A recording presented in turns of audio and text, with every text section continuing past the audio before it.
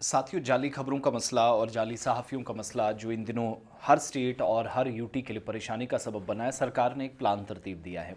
एक तो क्रैकडाउन जो ऑलरेडी चल रहा है वो चलता रहेगा, that will be continue. On the other hand, administration deaffiliation का प्रोसेस शुरू कर चुकी है और पार्लियामेंट के अंदर जब मसला उठाया गया तो एक सवाल का जवाब आया, लेकिन उससे कहीं ज़्यादा इंपॉर्टेंट जो इस खबर में है वो है कि पार्लिमानी पैनल एक बनाया गया था, जिस पैनल को जिम्मेदारी दी गई थी कि आप जो कहेंगे हम वो करेंगे। तमाम स्टेट्स और यूटीज़ के अंदर कैसे सोशल मीडिया प्लेटफॉर्म से लेकर प्रिंट और इलेक्ट्रॉनिक मीडिया तक तमाम बड़े इदारे काम करें, उसके लिए क्या खाका तैयार करना है, गाइडलाइंस क्या होनी चाहिए, रहनुमा उसूल क्या होने चाहिए, कवायद व ज़वाबित क्या होने चाहिए, इसके लिए खाका तैयार करके एक रिपोर्ट पैनल सरकार को सौंपेगा।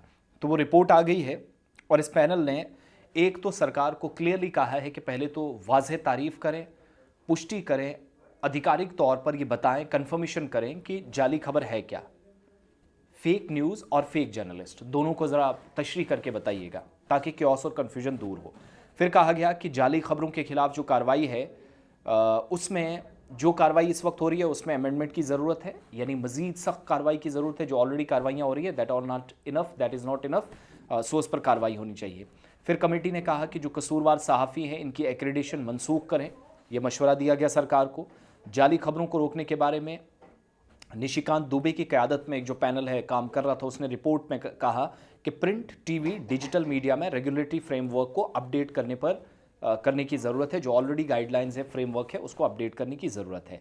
इसके अलावा जो भी गलत फहमियाँ हैं, गलत मालूमात हैं, मिस इन्फॉर्मेशन है, इससे निपटने के लिए जाली खबरों की तारीफ़ करें। पहले एक लाइन ड्रॉ करें कि जाली खबर है क्या, चाहे उसमें सरकारी ही सहाफ़ी क्यों ना हो, सरकार से के इदारों से मुंसलिक क्यों ना हो, उन पर भी कार्रवाई होनी चाहिए। हकीकत अगर कहीं पर किसी रिपोर्ट के ज़रिए आई, उसकी जांच करने वाले यूनिट्स हों, उन तमाम लोगों को या जो हिसाब देने वाले लोग हैं उस पर काम होना चाहिए। और मजबूत खुद ज़ाब्ते का मुतालबा किया गया, मजबूत कवानीन की बात कही गई। आज़ादी इजहार और जाली खबरों से निपटने के दरमियान बैलेंस की ज़रूरत है, इस पर क्लियरली कहा गया। इधर वजारत की जानिब से क्या कहा गया कि प्रिंट, इलेक्ट्रॉनिक, लोकसभा के अंदर जो कल जवाब आया कि सोशल मीडिया हो, डिजिटल प्लेटफॉर्म्स हो, निजी टेलीविज़न हो, इन न्यूज़ चैनल्स में जाली, झूठी और गुमराह कुन मालूमात जो बढ़ रही हैं उससे हुकूमत आगाह है। और लेकिन वाज़ेह किया है कि न्यूज़ चैनल्स या सोशल मीडिया पर मुकम्मल पाबंदी ज़ेर गौर नहीं है। इसके बजाय सरकार ने यह कहा कि वो आइन की आर्टिकल 19(1) के तहत आज़ादी इजहार की हिफाजत करते हुए गलत मालूमात या मिस इन्फॉर्मेशन को के लिए मौजूदा कानूनी और इदारा जाती फ्रेमवर्क पर इन्हिसार कर रही है। और मौजूदा यही कवानीन है कि आप उठाएं या तो जेल भेजें, मुल्क और रियासत मुखालिफ काम किया है, हुकूमत या इदारों के खिलाफ काम किया तो तब भी जवाबदेही ज़रूरी है। सवाल के जवाब में अश्वनी वैष्णव साहब कहते हैं कि इलेक्ट्रॉनिक, प्रिंट और डिजिटल मीडिया में जो खिलाफ वर्जियाँ उससे निपटने के लिए एक जामे निज़ाम पहले से ही मौजूद है और टेलीविज़न नेटवर्क्स रेगुलेशन एक्ट 1995 के तहत प्रोग्राम कोड के हुकूमत पाबंद है।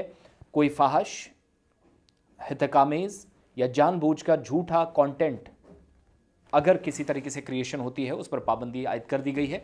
ऑलरेडी चीज़ें क्लियर हैं। तो पैनल ने भी कह दिया है डीएफिलेशन का सिलसिला करें, क्रैकडाउन तेज़ करें, कवानीन में तब्दीली करें, अमेंडमेंट्स की ज़रूरत है वहाँ करें ताकि लोगों को बचाया जा सके। इसमें जितना बड़ा मर्जी सहाफ़ी क्यों ना हो हर स्टेट के अंदर, और यही सिलसिला आप देख रहे हैं जिन दिनों वेरिफिकेशन सहाफ़ियों की हो रही है।